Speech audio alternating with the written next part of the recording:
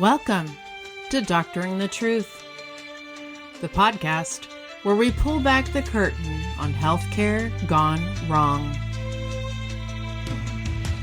I'm your host, Jenna Tennell, and with me is my delightful co-host, Amanda House. We're two doctors of audiology here to bring you inside real-life cases where once trusted healthcare providers veered off the ethical path into criminal territory.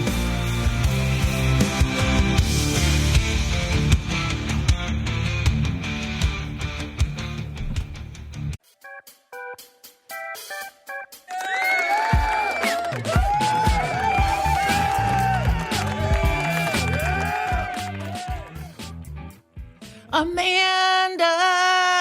Hello, Jenna. Ooh, that was very Hannibal Lecter. It was it? Goodness. I don't know. Well, I haven't met him personally, but yeah, maybe. Hello. Yeah, it was. It was kind of like, hello, Clarice. I'm a cannibal. Ew! Ew! Oh my goodness. Okay, well, that was an interesting start. Yeah, I know. I just, because undiagnosed ADHD, it reminded me of like Adam and I were talking about Venus flytraps yesterday and like cannibalistic play. I was just like, I don't know. Never mind. Yeah, have you ever had a Venus flytrap? I always see them like in like the impulse section of like Walmart or wherever, where it's like, buy one of these and you're like, gosh, I wonder if this thing works.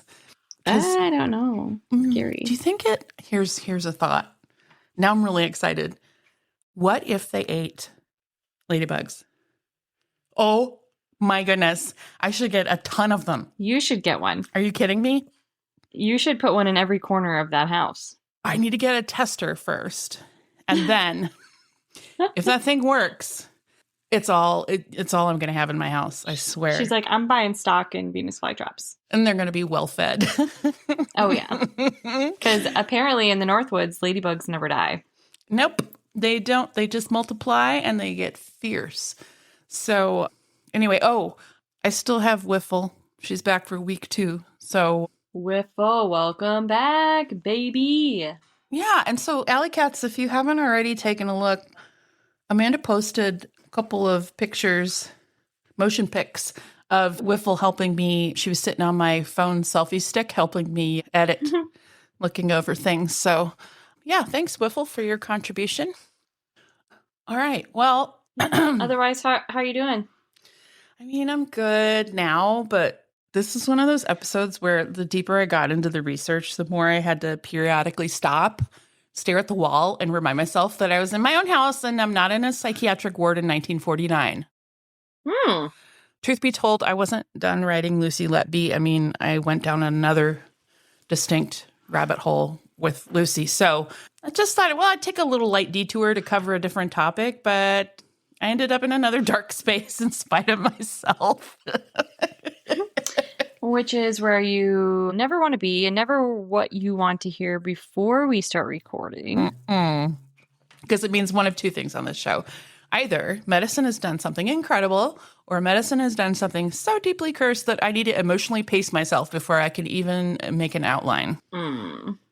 And I guess, based on your face right now, I'm guessing we're not in the medicine's inspiring and beautiful category today. Yeah, no. Today we're in the what in the ever-loving hell was accepted as normal category. Ooh, my favorite and least favorite category. Funny how that works. But yeah, truly, it's bad for the soul, but somehow great for podcasting. Yeah, well, I mean, I don't know. That sounds ominous. Should we just jump into it? Yeah, let's do it. Today's episode is on the history and development of the lobotomy. And this one needs some serious content warnings up front. We're going to be talking about psychiatric institutionalization, coercive medical treatment, disability, child patients, medical abuse, death, and there'll be some mentions briefly of suicide and self-harm. So, you know what? Take care of yourself if this is, or any of these are topics that hit close to home. Can I just do a quick insert? Since you mentioned psychiatric institutionalizations. your episode about the psychopath test. Yes. Yes. So I had someone text me today. They finally got to that episode and they know the person that I was scoring. And they were like, oh my God. I was laughing my ass off.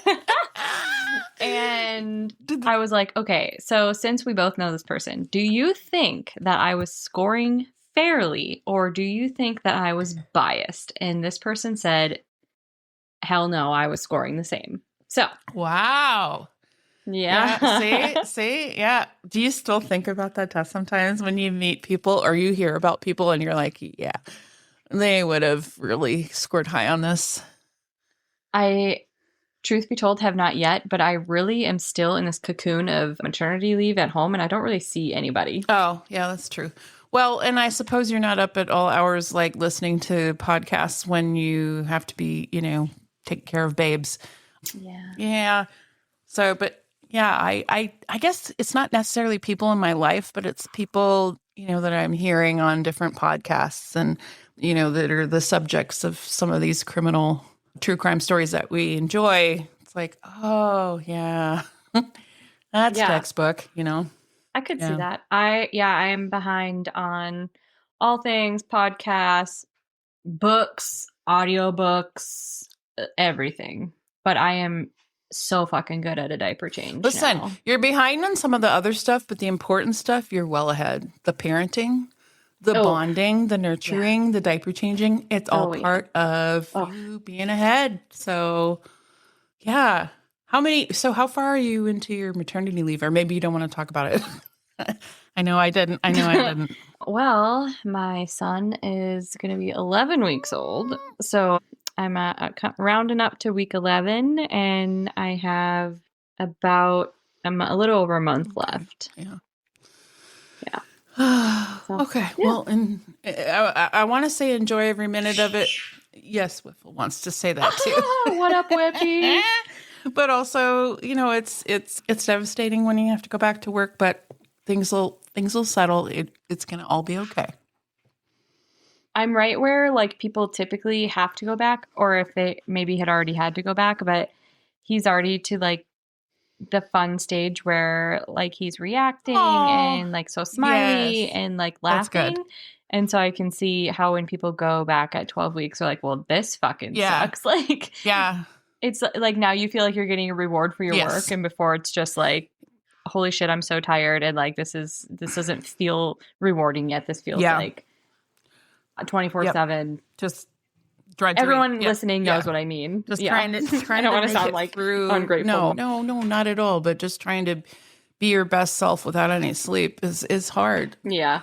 But yeah, when they look at you and they have that toothless that big grin, gummy smile. And see, with one of my kids, I had to go back at 9 weeks. Oh gosh, it was terrible. And my husband at the time was able to take paternity from the time that I went back. So he got all the best, toothless grins and giggles. He's like, this is great. And you're like, that was a lot of work. And all the milestones that start happening one after the other when you're not there. But anyway, so good. So you're going to get some of that before you have to. Yeah. Okay. So sorry about my rabbit hole, but you were given disclaimers. Everyone take care of yourself. If any of those trigger warnings hit home for you. What else do we need to know? Don't date anyone that scores high on the psychopath list. LOL. I was just going to say, watch out, specific city in Minnesota, but no, we're not even going there. There's probably so many cities in the country that have that should come with similar warnings. But anywho, that's a whole nother episode. But before we get started, I just want to be clear about the tone of this episode. If we laugh, we're not mocking people with mental illness, people with developmental disabilities, or anyone who is subjected to these procedures. If anything, this episode is about how vulnerable people were transformed into problems for institutions to solve, much like the psychopath test, and how often medicine has confused making somebody quiet with making them better. So for this episode, I pulled from the National Library of Medicine, Nobelprize.org, Britannica, PBS American Experience, StoryCorps, the JFK Library, the National Park Service, the Historic New Orleans Collection, the Tennessee Williams Annual Review, Healthcare.gov, and the American Medical Association. So these sources and others will be cited in our show notes. I do want to mention one of those resources is a new resource to me that I am extremely excited about, StoryCorps. So story and then the core, CORPS. Have you ever heard of them? No. Okay. So I looked it up. They're an organization that basically they take like human stories, obviously the animals aren't talking. But they take people's Whipple is. They take people's stories and archive them in the U.S. Library of Congress. So almost 1 million people. So they started doing this in 2003, and almost 1 million people have had recorded conversations and telling their stories, their life stories, their, what brings meaning to their lives, their history, or people that they know. And it's all been recorded and collected in the Library of Congress for posterity. And I just think it's amazing. So it is the largest single collection of human voices ever gathered. They're independent, they're nonprofit. And if you go onto their website, StoryCorps.com, you can look up different subject matter. I mean, there's all kinds of things from like dealing with grief to, this is what really happened, or I knew Rosa Parks and this is what she told me, like all kinds of stuff. So that's cool. Yeah, you guys should check it out. But before we get into the story, it's time for a correction section. I would say, thankfully, this week, I don't think we have any corrections. Oh, a peaceful correction section. Oh, we love a quiet correction section. Just a little calm island before that old sea monster shows up that I'm sure you're going to talk to us about. Oh, exactly. Here comes the sea monster. So hope you enjoyed that peaceful correction section. But let's talk about our first sponsor. We're going to talk about elevating your hair care routine with Yarrick plant-based hair care, the ultimate fusion of nature and luxury. Their organic vegan shampoos, conditioners, and mousse are meticulously crafted to feed your hair with a potent blend of vitamins, minerals, and essential oils. And I tell you what, they smell great. I ordered some after our last show, and remember you were saying you were like, Calgon set me free, or herbal essences or something. Yeah. It was like being in a Veda salon. It is a decent combination of both. It's just wonderful. It does wonders for my hair. I don't know what Yarrick is, but I don't know. I would say if you want to restore your hair to a natural beauty while respecting the planet, this is the company for you. So transform your hair care regimen into a holistic self-care ritual with Yarrick, because your hair deserves nothing but the best. Visit yarrickhair.com. That's YAROK hair.com for 15% off with our code Stay Suspicious. One more quick trigger warning for psychiatric abuse, coercive treatment, disability, death, child endangerment in medical settings, and mention of suicide. Whew. Here we go. I want to start with a cab ride, because one of the most disturbing things about the history of lobotomy is that some of its most horrifying details sound almost too ridiculous to be true. And this is one of them. January 17th, 1946, Washington, D.C. A psychiatrist named Walter Freeman performs what is considered the first transorbital or ice pick lobotomy in the United States. Not in a grand operating theater, not in some highly controlled neurosurgical suite, in his office. His patient is a severely depressed housewife named Sally Ellen Ionesco. He renders her unconscious with electroshock, places an ice pick-like instrument above her eyeball, drives it through the thin bone behind the eye socket and into the brain, sweeps it through her frontal lobes, and when he's done, she goes home in a taxi. StoryCorps preserves that history in plain language, and it still lands like a slap. Oh, whoa, no, absolutely not. You had me cringing from beginning to end there. Right? Because even before you know the larger history, that detail tells you something is fundamentally wrong here. Brain surgery with electroshock as an anesthesia, and then a taxi ride home, just like she gotten a tooth pulled. It's the casualness that makes it somehow even worse. Exactly. The casualness is the whole point. That detail tells you this was not being treated like a fringe medicine or some rogue backroom horror show. It was being treated like a practical clinical solution. That's one of the hardest things to wrap your head around with lobotomy. It wasn't secret. It wasn't underground. It was mainstream. The National Library of Medicine notes that from the late 1930s to the late 1950s, doctors might try, but they won't cure. Medicine notes that from the late 1930s to the late 1950s, doctors might try to cure mental illness by drilling into the brain and disconnecting or destroying tissue, and that Walter Freeman used before and after portraits of patients as supposed scientific evidence that the operation worked.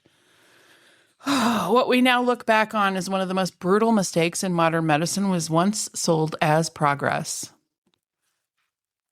Wait, that is what always freaks me out about medical history. The bad ideas never introduce themselves as like obviously bad. They just show up like they're dressed as innovation, you know? Because the pictures, are you kidding? Right? No one says, hello, we're here to permanently damage your loved one's brain. They say, oh, we may finally have a breakthrough. And psychiatry in the early 20th century was deeply vulnerable to that kind of sales pitch. Before modern psychiatric medications, treatment options for severe psychosis and major psychiatric illness were limited, inconsistent, and often brutal. Nobel's historical review of lobotomy says that violent or highly distressed patients might be restrained, heavily sedated, or kept in prolonged baths. I mean, what? Why? By the 1930s, doctors were also using insulin coma therapy, which, as we're going to talk about with the Lucy Letby situation, insulin is pretty dangerous, chemically induced seizures, and electroconvulsive therapy. But the same Nobel history says bluntly that there did not exist any truly effective treatment for schizophrenia at the time leucotomy was introduced. In other words, psychiatry was desperate. So the field is already set up to fall in love with something extreme. Yeah, exactly. Once a system's overwhelmed enough, the standards start to slide. Instead of asking, does this restore the patient, people started asking, does this make the patient calm? Instead of asking, does this preserve dignity? It becomes, does this reduce disruption? And instead of, is this good for the person? It becomes, is this easier for the family, the doctors, and the institution? I mean, it's that shift from healing to manageability. It's the moral rot at the center of this whole story, because quiet is not the same thing as well. A person can be quiet because they're healing. A person can also be quiet because they're frightened, sedated, defeated, neurologically damaged, or just no longer fully able to express what's happening to them. And the roots of that way of thinking go way back before Walter Freeman and before Antonio Egas Moniz, who we're going to talk about. In the late 1880s, Swiss physician Gottlieb Burckhardt removed parts of the cerebral cortex from psychiatric patients.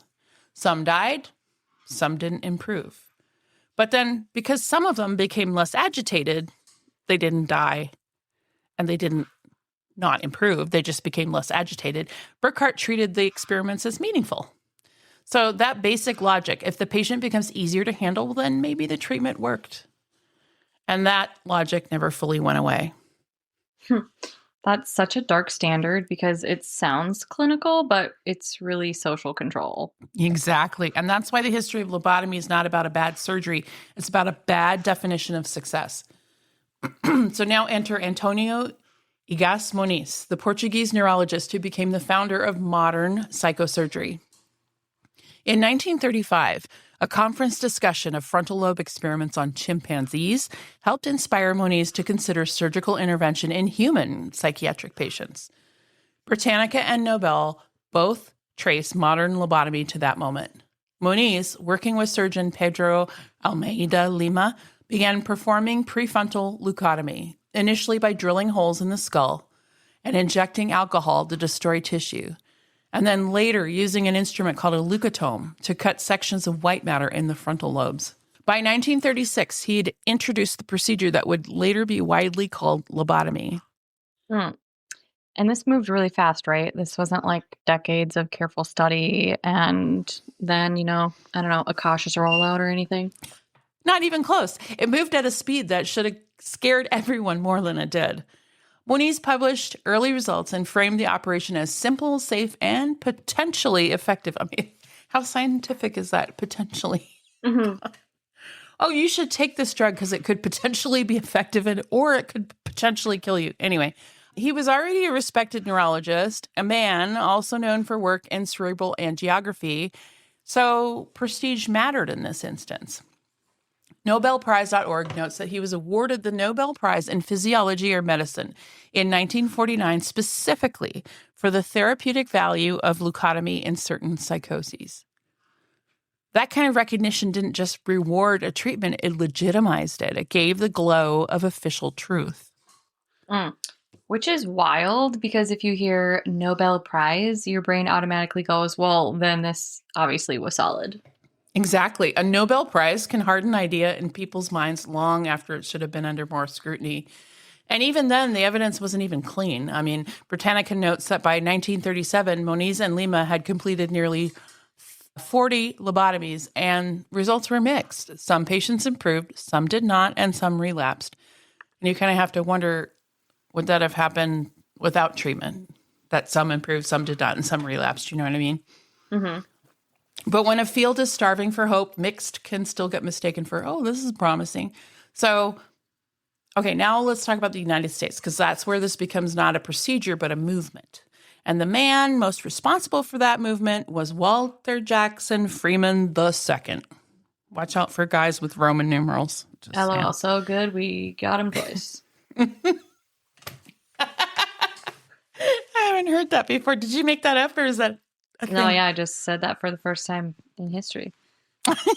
You're so funny. I love it. Freeman was a neurologist, not a neurosurgeon. Okay. So this guy we're going to talk about doing brain surgery. He was a neurologist. This is alarming. Britannica says he came from a medical family, trained at Yale and the University of Pennsylvania. So maybe he got it by osmosis, because he was not a surgeon. He was not a surgeon. Okay. So he worked at St. Elizabeth Hospital in Washington, D.C., where exposure to the realities of overcrowded psychiatric care shaped his thinking. He became convinced that severe mental disorders had organic causes and therefore might be treated through biological intervention. I mean, that idea in itself isn't absurd, but the absurdity was the intervention that he became invested in. In 1936, a decade before honing his method that involved ice picks, Freeman modified Moniz's technique and renamed leucotomy to lobotomy, all under the oversight of neurosurgeon James Watts. He performed the first prefrontal lobotomy in the United States on September 14th. So this is the drilling method, where they drill through the holes in the skull, as opposed to what we're going to talk about later. But their first patient was a 63-year-old housewife. I'm just laughing because Amanda's wiggling her head and shaking her microphone with vigor. She is not happy about hearing about this. I know. I feel you, girl. Because I'm just thinking, like, okay, so we actually do have a neurosurgeon doing this with you, but okay. And that neurosurgeon's not like, oh, you're a neurologist, but fuck it, here's an ice pick. Like, what? Well, so right now we're not ice picking. He went off rogue on his own. We're drilling. Yep. So either way, something sharp. Oversight isn't enough, because obviously his oversight, I mean, yeah, you're right. You've identified a very disturbing, among many disturbing points here. So their patient was 63-year-old housewife. Okay, get this. So she had trouble sleeping, and she was, anxious, and she had a bit of depression. So according to StoryCorps, her name was Alice Hood Hammett. Either way, she got the surgery, and Freeman saw this not as an experiment, a marginal at best experiment. This was the beginning of a revolution in psychiatry. Mm-hmm. Oh, okay. So this is where he just stops being a doctor then and starts becoming like a salesman? Yep. You got it. He didn't just practice lobotomy, he promoted it. He staged it. He publicized it. The National Library of Medicine describes him as the world's greatest proponent of lobotomy and explains that before and after portraits of patients' faces were used in journals and textbooks as proof that the surgery worked. What? So a patient looking tense. Yes, Wiffle, can you believe it? A patient looking tense or distressed before surgery and then calmer after surgery was turned into an argument for success. I mean, this is ridiculous.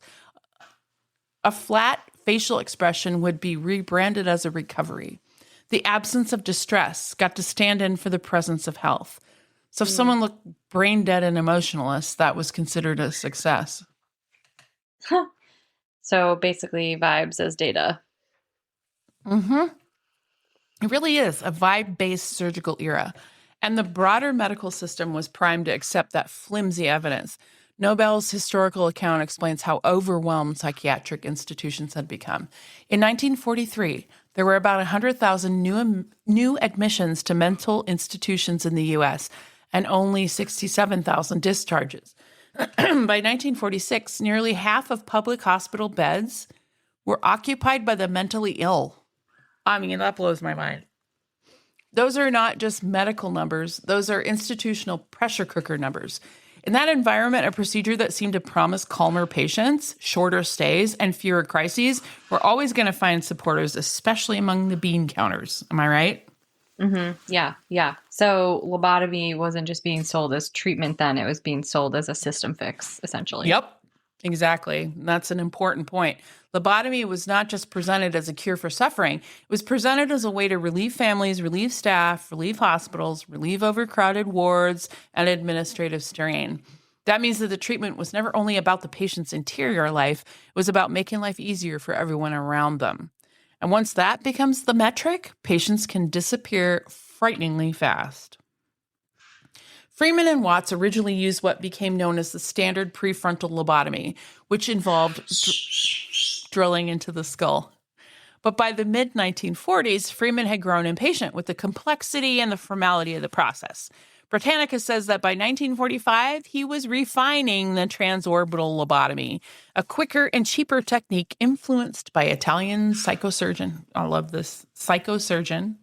Amaro Fiamberti. Instead of drilling into the skull, Freeman used a pick-like instrument through the eye socket to reach the frontal lobes. It was less expensive, much faster, and in Freeman's view, just as effective, if not more so. Oh, God. So this man looked at brain surgery and said, how can I make this more portable? Yup, which should never, and I think you'll agree with me, ever be a sentence associated with brain surgery. Ever.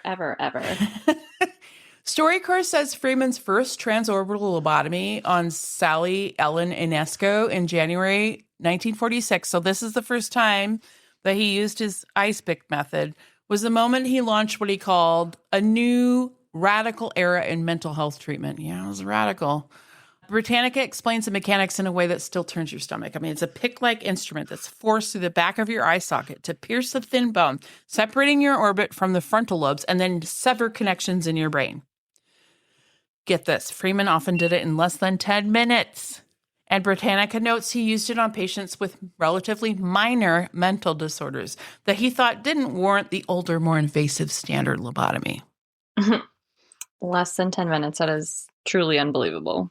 Girl. It's horrible. It's horrible because the speed became part of the sales pitch. Freeman's longtime surgical partner, James Watts, this is the neurosurgeon, he hated this development. Britannica said that Freeman didn't fully share his transorbital plans with Watts. Can you imagine? They show up to surgery and then all of a sudden this new instrument shows up and Freeman's all about the ice pick and Dr. Watts probably has to save face in front of all of his crew. Can you imagine the shock and horror? No. I mean, I can picture it. So history says that Watts objected strongly to doing brain surgery outside proper operating room conditions. But I mean, I'm sure he was upset if he's any kind of neurosurgeon. So their partnership eventually collapsed, but Freeman didn't care. He took this transorbital procedure on the road. He crisscrossed the country, teaching it, performing it, and turning it into a grotesque traveling demonstration.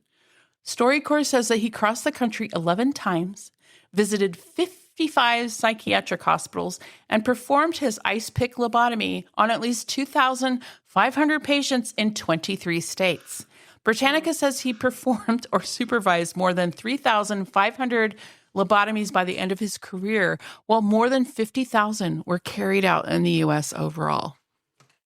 Wow, that is so wild, and it ruined so many lives wrapped up in this one man's confidence. Yep. And once you realize how production line it became, the horror gets worse.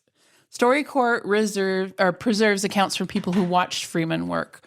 There are stories about rooms full of staff, curious observers, one patient brought in, one patient wheeled out, the next brought in. In July 1952, during a push in West Virginia that newspapers nicknamed Operation Ice Pick, Freeman reportedly performed 228 transorbital lobotomies in 2 weeks. Jeez.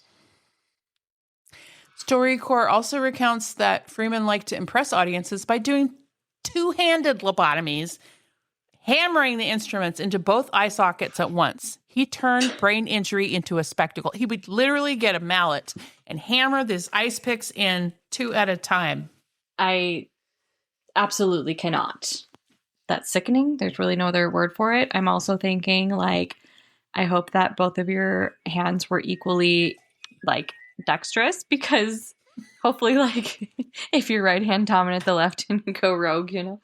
I mean, honestly, there's no words. I mean, this was happening in the language of medicine beneath the umbrella of authority in a healthcare culture that convinced itself it was being bold and practical. By the late 40s and early 50s, lobotomy had become not just a procedure, but a medical trend. Britannica notes that also, although some patients did appear less tense or agitated afterwards, many others became passive, apathetic, lacking initiative, emotionally blunted, or dependent in childlike ways. That is the part of the celebratory case that reports could obscure. A treatment could seem to, quote unquote, work if you define success narrowly enough. But if the price of relief was flattening a person's emotional life, judgment, complexity, drive, then what had medicine really accomplished? That's the central lie, though, isn't it? Because you can look at the absence of visible pain and just assume you created wellness. Exactly. And sometimes what they created was not peace, it was diminishment. And before we move into the individual cases, the cases that make this impossible to keep at a distance, I want to pause and talk about why it spread so fast. It spread because psychiatric hospitals were overcrowded. It spread because doctors had few reliable options. It spread because families were desperate and because institutions love anything that looks like order. It spread because a charismatic physician with a gift for publicity made a weakly supported, irreversible procedure sound modern. And it spread because too many people in power were willing to confuse easier to manage with better. And with that, it's time for our chart note. I really need to, like, go back to the first couple episodes and, like, where did this start and how did it evolve? And now I feel like I have to sing, but I feel like it used to be a chant. I don't know what's going on. Chart note. Chart. No. Welcome to the chart note segment where we learn about what's happening in medicine and healthcare. What? I just was remembering how, like, around the holiday time we were doing it to, like, jingle bells, chart like note, chart note, chart note, no. It's almost Easter. Do we have an Easter song? Here comes Peter Cotton, here comes your chart note down the trail. Your little fluffy cottontail chart note.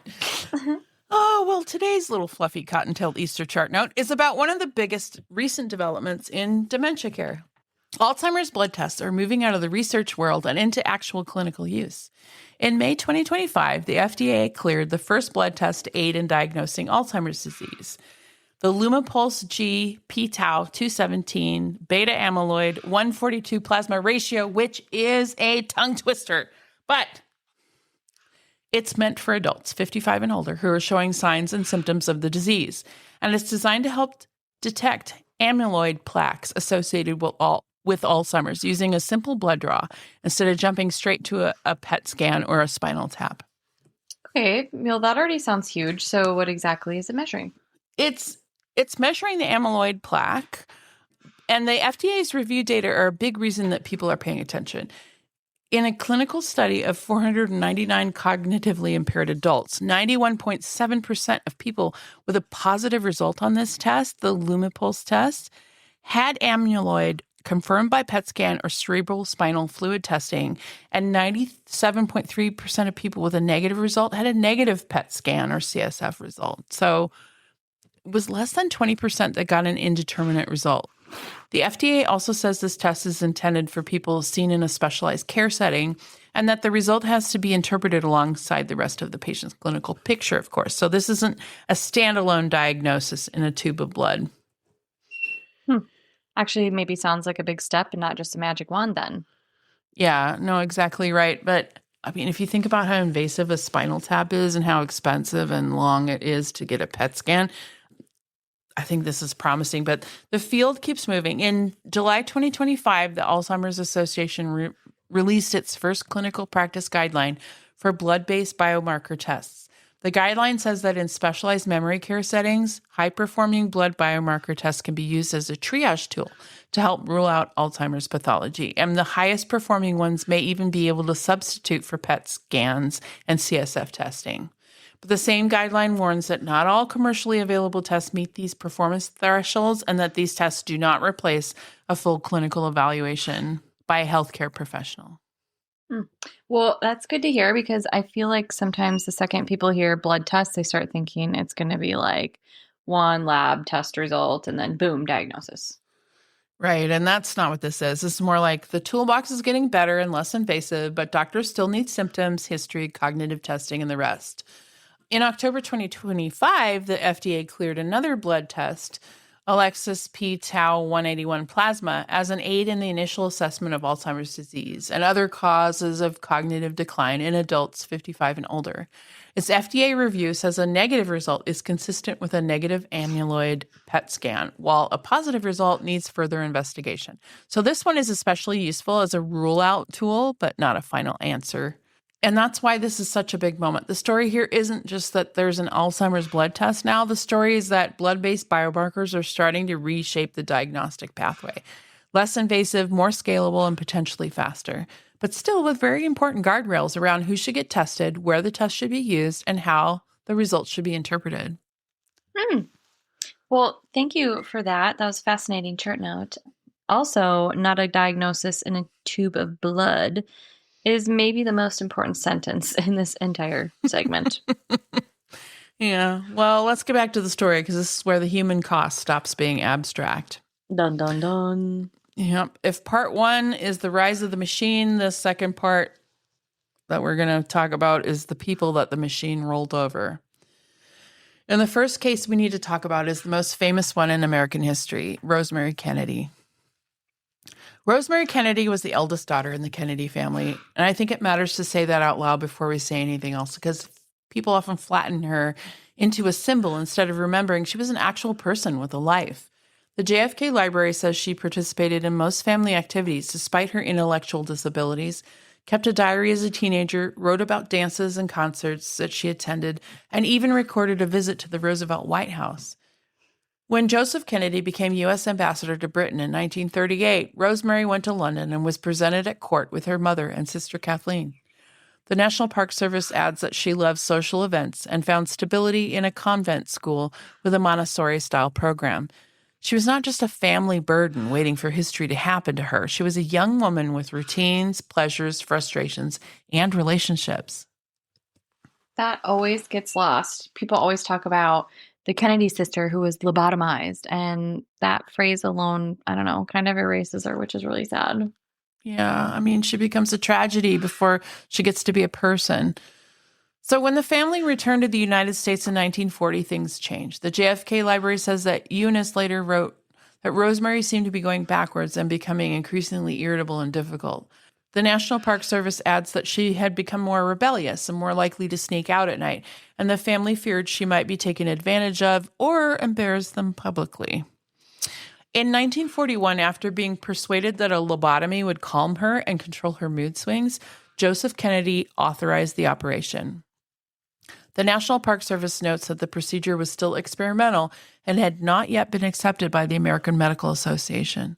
Oh, that is devastating because you can feel the family control piece under the surface. And obviously, they have the fear, the reputation, shame, and it's just all tangled up. Yeah, Rosemary's story is about disability, patriarchy, image control, and the way that medicine can be used to enforce all of those things at once. But the outcome was catastrophic.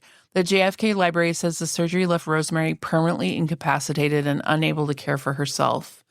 The National Park Service says it was immediately clear that the operation had failed horribly, damaging her ability to walk and talk and permanently altering her personality. She was eventually sent to St. Coletta's in Wisconsin, where she spent most of the rest of her life. For years, her siblings were kept largely away from her, and it wasn't until much later, after Joseph Kennedy's stroke, that she was brought more visibly back into family life. Ugh. That case just destroys me because it's not even a failed treatment in the ordinary sense. It's literally a life rerouted by one decision that somebody else made for her. Right? And it shatters that comforting fantasy that wealth and prestige protect people from bad medicine. I mean, the Kennedys obviously had status, power, money, access, and influence, and none of it protected Rosemary. If anything, power made it easier to frame the decision as responsible and easier to hide the damage afterwards.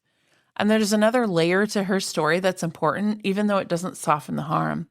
The JFK Library says that Eunice Kennedy Shriver's close relationship with Rosemary helped inspire the camp that she began in 1962, which eventually became the Special Olympics. So Rosemary's life left two different kinds of legacy, one of catastrophic private harm and another that helped spur public advocacy for people with intellectual disabilities. Both things are true, and that's what makes the story so difficult. I did not know that, so thank you for sharing that. That's how that eventually became the Special Olympics. That's so cool. But while that's so cool, it's also true that history is so rude that way because it never lets anything stay emotionally simple. Right? Never. This next case is less famous in the general public, but if you care at all about American literature, it's impossible to ignore Rose Williams, sister of playwright Tennessee Williams. The historic New Orleans collection, which holds Williams' family letters, describes Rose's lobotomy as tragic and notes the significance of letters written before it because they preserve her voice before that turning point. It's so sad. The Tennessee Williams Annual Review places the operation on January 14, 1943, after a period of increasing psychological distress, institutionalization. This is a word that's out to get me today. Institutionalization and insulin shock treatments. The article notes that the lobotomy happened only about 3 months before Tennessee Williams began writing The Glass Menagerie and describes Rose's medical history as a lasting source of torment that echoed throughout his work. And once you know that, you start seeing her everywhere in his writing. Yeah, you feel Rose and the fragile sisters, the haunted households, the women treated as too delicate, too unstable, too difficult for the worlds around them. You can feel the grief and the guilt and the helplessness baked in the emotional architecture of his plays. And Rose's story raises another important question. What do we do with old diagnoses? The Tennessee Williams Annual Review points out that Rose was historically framed as schizophrenic, but suggests that if her adolescence were interpreted today, clinicians might understand her symptoms differently. That doesn't erase her suffering, but it adds another layer of discomfort. If the diagnosis itself was unstable or culturally shaped, then the treatment built on it becomes even more horrifying. Ugh. That just makes me sick every time. The possibility that the diagnostic certainty people trusted was nowhere near as solid as it sounded. Yeah, because in this era, diagnosis didn't just explain people, it sorted them into pathways of control. So there's also a name that comes up almost every single time people talk about lobotomy in pop culture, Frances Farmer. Now, I knew she was an actress, but I didn't know a whole lot about her, so this part is I pulled from Wikipedia. She was born September 19th, 1913, and died August 1st, 1970. She was an American actress. She appeared in over a dozen feature films and 3 significant Broadway plays over the course of her career. Farmer gained greater notoriety posthumously for having had a nervous breakdown and undergone a 5-year involuntary commitment in a state-run mental institution. She was said to have suffered abusive conditions, which have remained the subject of much controversy and speculation. In the decade after her death, Farmer was the subject of two hosts. It's been a long week already. In the decade after her death, Farmer was the subject of two high-profile books focusing on the years that she was institutionalized. One was called Will There Really Be a Morning in 1972, which was an autobiography partially ghostwritten by a friend. In it, she claimed to have been subjected to consistent and harrowing physical abuse. Subsequently, Seattle journalist William Arnold investigated the book's claims for his own novel called Shadowland in 1978, in which the author pieced together a larger story behind her commitment and mistreatment. These books offered drastically different visions of Farmer, and elements of each would be disputed, but they created an intense posthumous interest in her life.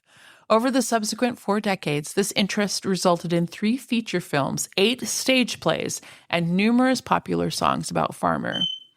Like Kurt Cobain's 1993 rock anthem, Frances Farmer Will Have Her Revenge on Seattle. She was frequently celebrated as a psychiatric martyr and a defiant feminist rebel.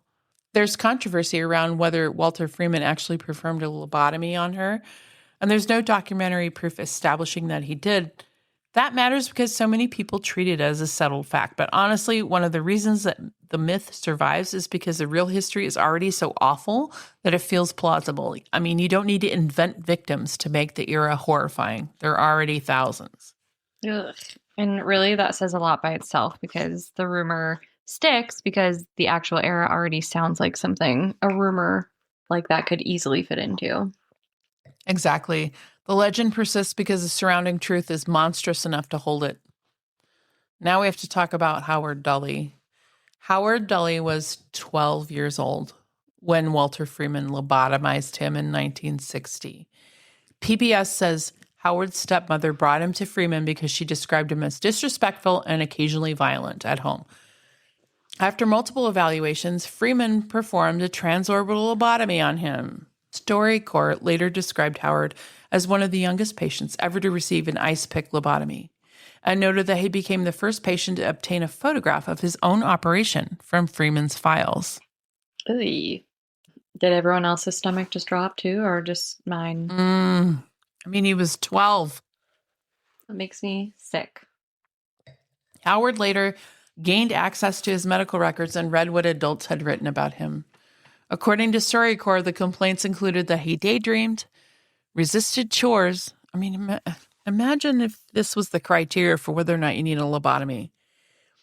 He daydreamed, resisted chores, turned lights on in the daytime, hated to take a bath, and was occasionally oppositional. What kid?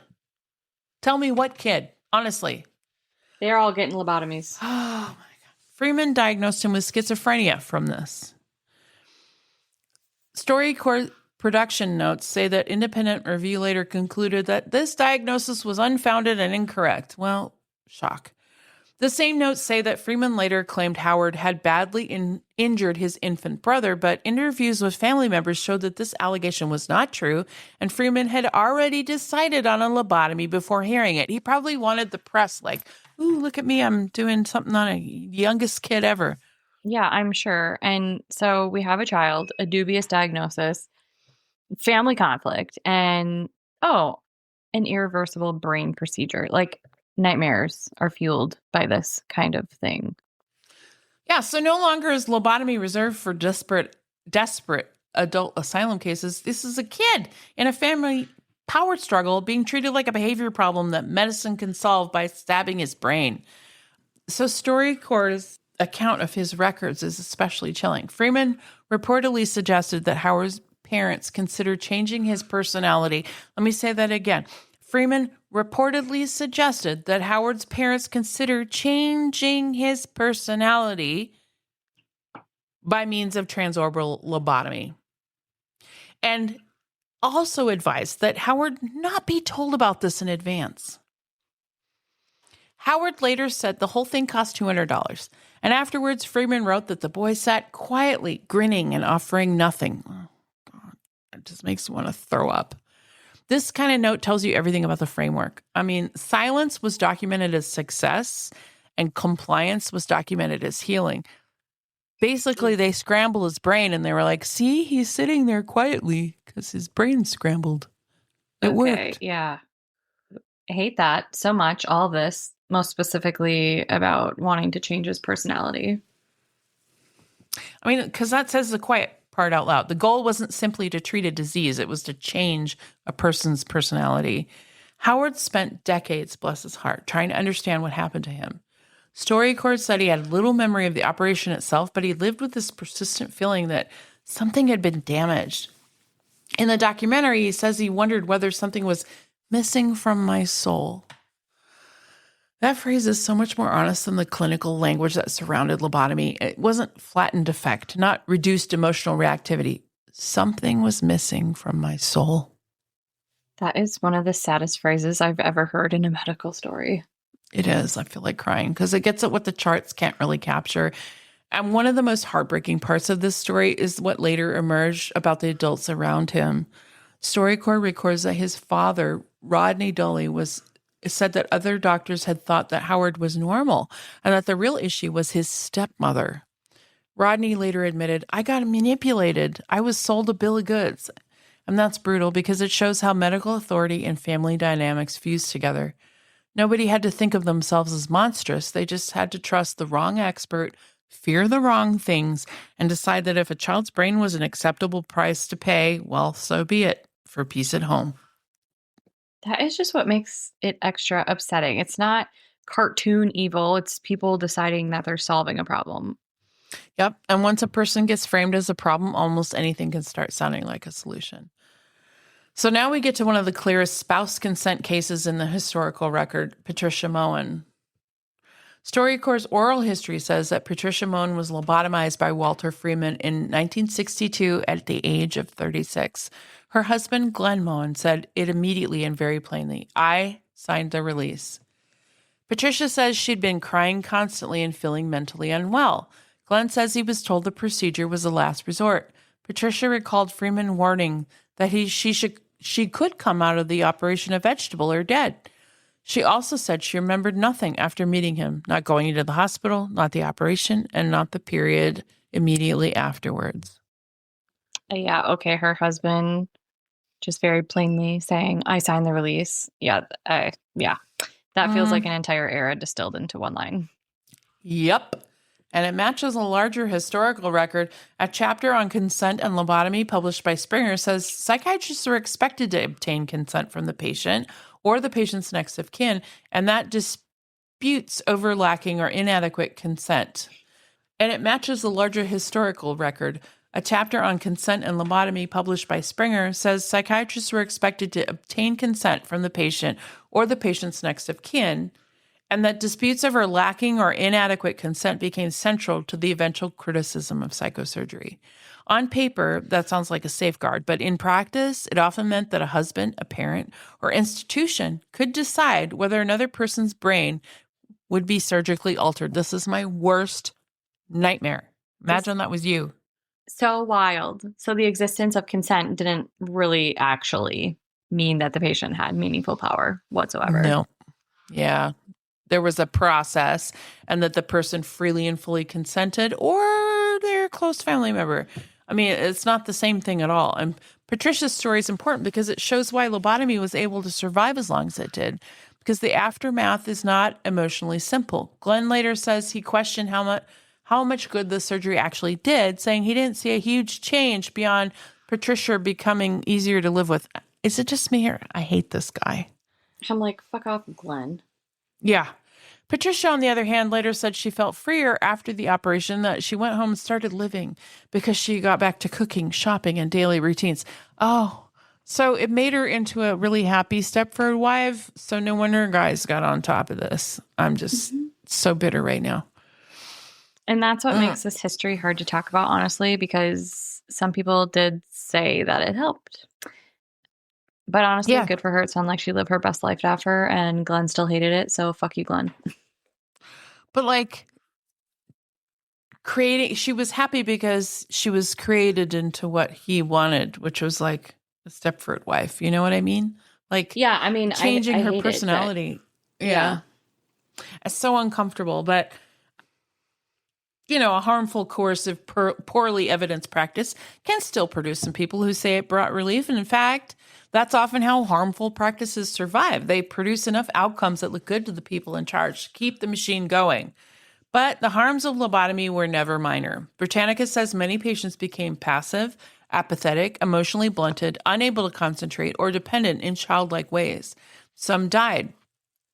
Britannica's estimate suggests that of the roughly 3,500 lobotomies that Freeman performed or supervised, 490 patients died. I mean, that's 14% of his patients that died. That's not a side note, that's mass harm. Mm-hmm. Yeah, and the emotional flattening is so disturbing because it could be rebranded as success. Right? And that's the fraud of lobotomy. It could reduce or remove visual anguish by removing the essence of themselves. I mean, there's other cases in StoryCorps material that drive this home. Howard Dully interviewed a woman named Carol Noel about her mother who underwent a transorbital lobotomy for severe headaches in 1950. The headaches reportedly improved, but Carol said the surgery left her mother with the mind of a child. And that's such a perfect example of why it worked, but it's a deeply misleading phrase. I mean, what problem got better?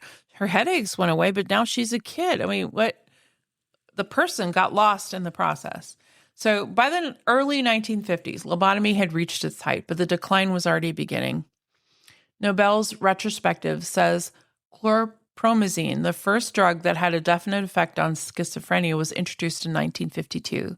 Britannica notes that less extreme psychiatric treatments like antidepressants and antipsychotics helped push lobotomy out of favor in the mid-50s.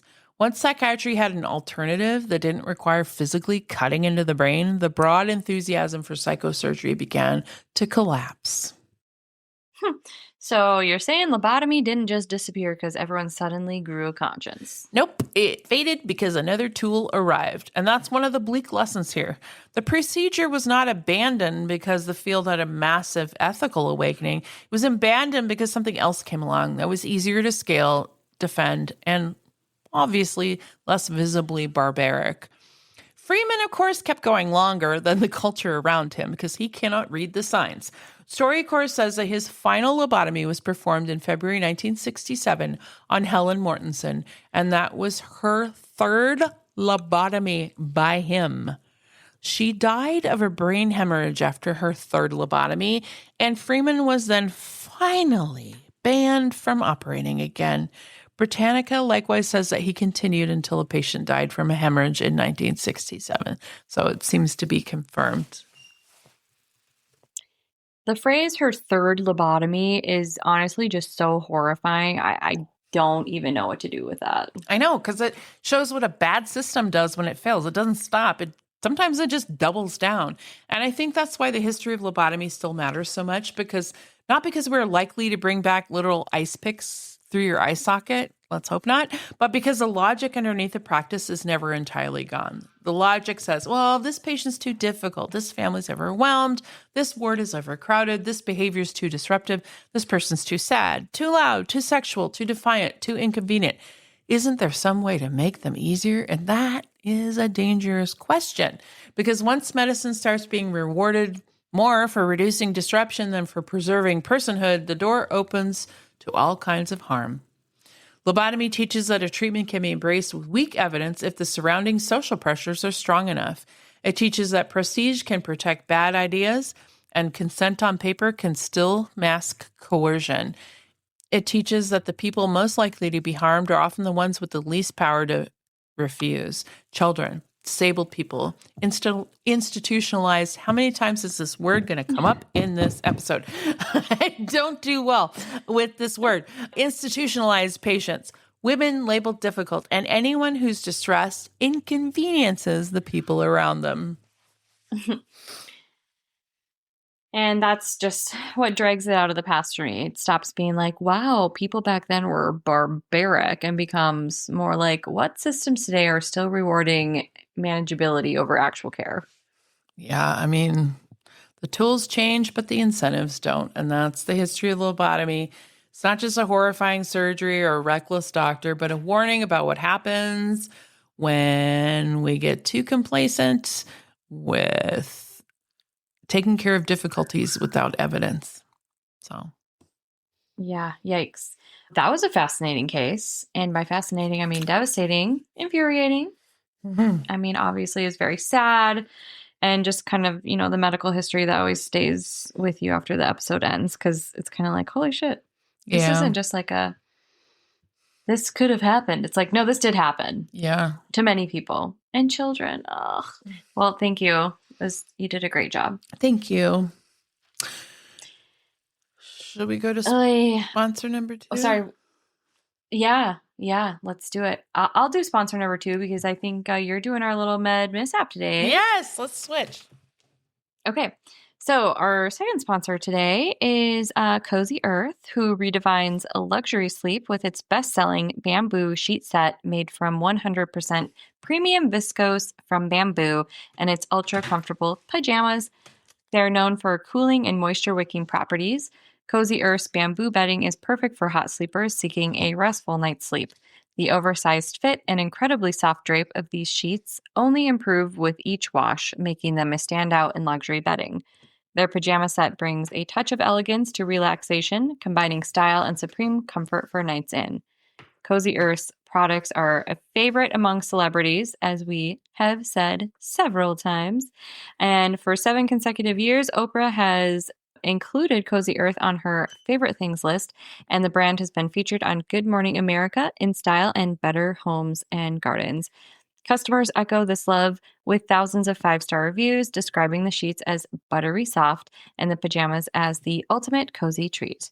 With free shipping on orders over $50, a 100-night sleep trial, and 10-year warranty, Cozy Earth will bring lasting luxury and comfort into your home.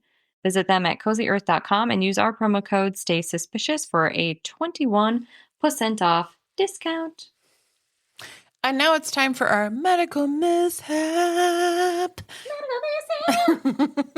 So I had one, but it was way too long because our episode's already gone over. We're 1 hour and 4 minutes. So I'm just going to tell a little medical mishap from my own history, my own experience. So my firstborn, my son, had a huge head. I'm just saying, it was so big with his tiny little body that I called him the lollipop boy. Because, I mean, honestly, his head was so big. He was so cute, but his head was so big. And I was friends with his pediatrician at the time, so we felt pretty comfortable with each other. But at one of his visits, I think he was maybe between 1 and 2 years old, I brought him in and I said, listen, I'm super concerned. I'm pretty sure that he has hydrocephalus, which is fluid buildup in the brain. I've signed up for the Hydrocephalus Association, and I think we need to take him. Let's book him for surgery and get him a shunt because this kid has a massive head. And the pediatrician took one look at me. Granted, she's a friend of mine, but she looked at me and she said, huh. And instead of looking at my son with his horrendously big head, she came at me of all people, with her tape measure.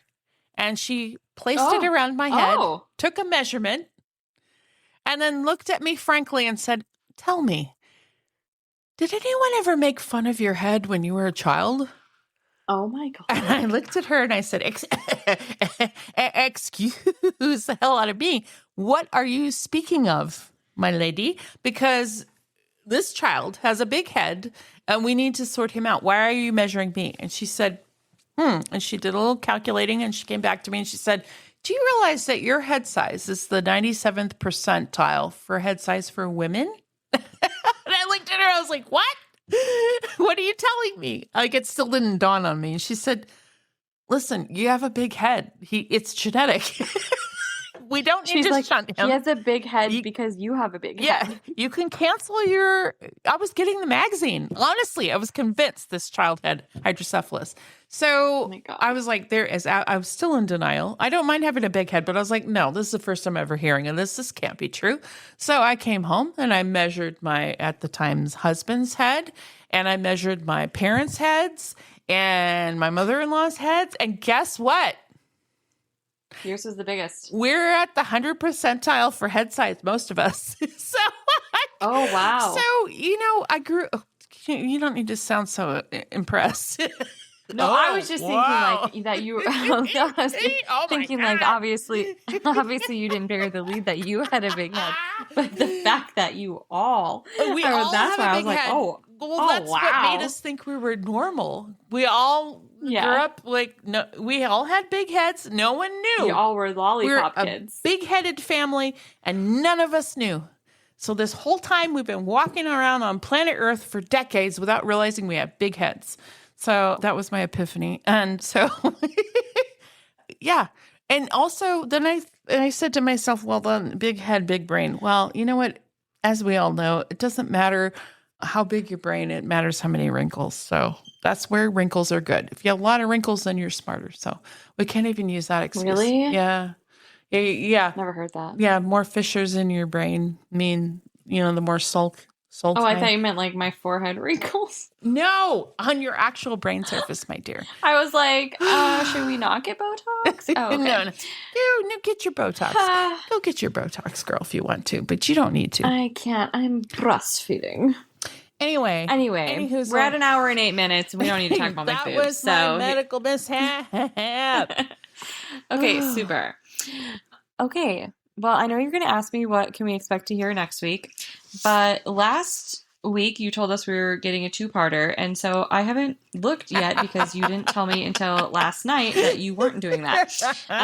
So basically, what can we expect to hear next week, Amanda? Oh, Lucy Letby Part 1. Well, I guess either that if you finish, otherwise... Yeah, I don't know. I was like, I'm going to look today, because I found out last night, but then my child was a Velcro baby all day, and so I haven't looked yet. No, I'll It's going to be a surprise, you guys. It'll be a surprise. It's going to be Lucy Letby or some unknown. Surprise. Yeah, some surprise.